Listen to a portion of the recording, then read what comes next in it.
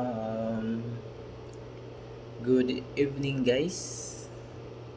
So, for today's video, pag-aaralan natin yung Korean pronouns. So, sa ating nakaraang lesson ay pinag-aaralan natin yung all about colors, native numbers, Sino-Korean numbers, and the Korean Hangul. So, for this time, pag-aaralan na natin yung Korean pronouns. So, before we start, magta-time check muna tayo. Time check, it's 12:06 AM sa araw ng Huwebes. So, alas 12 na ng 12 midnight na dito, guys. So, yan, at nagbibigay pa rin tayo sa inyo ng kaalaman regarding sa Korean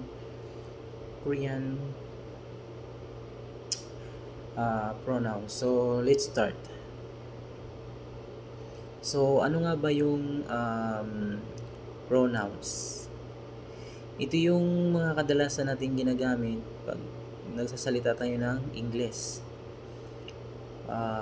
On how to introduce ourselves, ginagamit natin tong mga pronouns na to. So, una na dyan ay yung I, you, he, she, we, they, my, your, his, her, our, and their. So, ngayon pag-aaralan natin yung katumbas nila in Korean characters. So, mag-umpisa tayo sa I. So, ang I in Korean is na. Na. Yan. Yan yung pag nag-introduce ka ng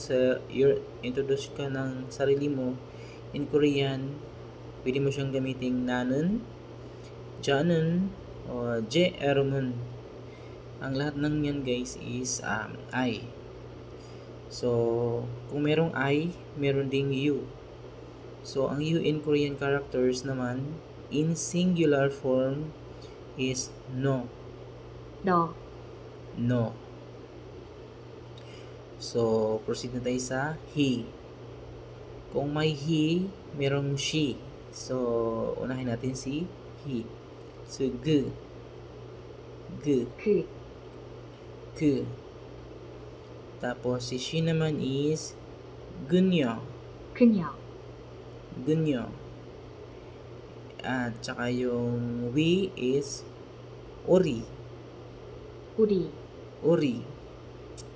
Tapos yung you in plural form naman, guys, is noi. 너희.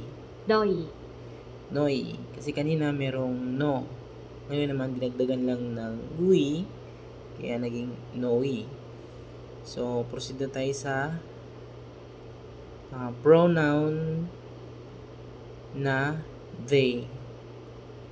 Dalawang uri ito siya, guys. They ginagamit for men and they ginagamit for women. So, unahin natin yung they na ginagamit for men. So, sa men is gudul. 그들. Yan yung sa men. And sa women naman, gunyodol. Ito yung sa women. 그녀들. Okay, na-gets nyo, guys? Madali lang siyang tandaan kasi magkakatunog lang siya. Next natin is, kung meron tayong I kanina, yung na. So, this time, meron din tayong my. So, yung na, nagdagan lang ng we, kaya naging nawi. 나의. Or nai. So, next natin is yung your. So, your is noi. 너의. At saka, meron din tayong his, her, are, and their. So, unahin natin si his. Gui. Gui, 그의, or gie. Parang gie lang, directed lang, directed. Diretso na siya sa gie, pero gui. Tapos yung hair naman is gonyoy. Gonyoy. 그녀의, Ayan, yun yung hair, guys. Hair, gonyoy. Then, yung R naman natin is, di ba kanina yung we? Ori. Ori. Ito naman, oriwe. Oriwe. 우리의, Or orie. Orie. So, ang last na pronouns natin, guys, is yung gudulwe. Gudulwe. Gudulwe. Uwe. Kasi yung pinakabasa niya sa dulo, uwi kasi. Uwi. Ganyan. Uwi. So, gudulwe. Gudulwe. Ang hirap. Gudulwe.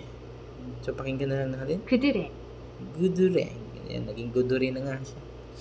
Gudure. Yan yung basa niya. 그들의, So, ngayon, review natin from the start. Pakinggan nyo na maigi, guys, ha. 그들의, From the start tayo. 나, 너, 그녀, 우리, 너희, 그들, 그녀들, 나의, 너의, 그의, 그녀의, 우리의, 그들의, So, ayun yun, guys, yung Korean characters in pronouns. Kaya, I hope na meron kayong natutunan, guys, at saka tips lang, bago kayo mag-aral ng mga ganito, make sure na pag-aralan nyo muna yung pinaka first step kung paano mag-identify ng consonants, vowels, kasi kung paano yung pattern, kung paano siya basahin. Ang una sa first step kasi dyan is alamin mo kung ano yung mga Korean consonants, Korean vowels, at saka yung Korean patterns, kung paano siya basahin. Kasi para mabasa nyo siya kung paano siya basahin, guys. Kasi mahirap magbasa nang hindi mo pa na papamiliarize or na memorize yung Korean consonants and Korean vowels. Most especially na dyan is yung Korean patterns, kung paano siya basahin. Kasi sa pagkakaalala ko, meron siyang tatlong pattern, correct if I'm wrong, 3 or 4 patterns siya kung paano basahin. Kasi may mga batchim yung nasa ilalim, na may mga batchim na nasa ilalim. Naituro ko na yun sa mga first video ko, na once na mayroong nasa ilalim, ang tawag doon yung parang over ba, palagay natin for example 1/2. So yung over nun is yung 2. Ganon din ang pagbasa sa Korean pattern nun. Yung nasa ilalim nun, minsan kunwari, just for example, is yung letter B, nagtutunog siyang M, depende sa placing. Kaya dapat na malaman niyo, guys, kung paano siya basahin. So I hope na meron akong naituro sa inyo at meron kayong natutunan. Kung gusto niyo ng mga ganitong tutorial or learnings, please follow Sanova for more videos, and thank you. 감사합니다.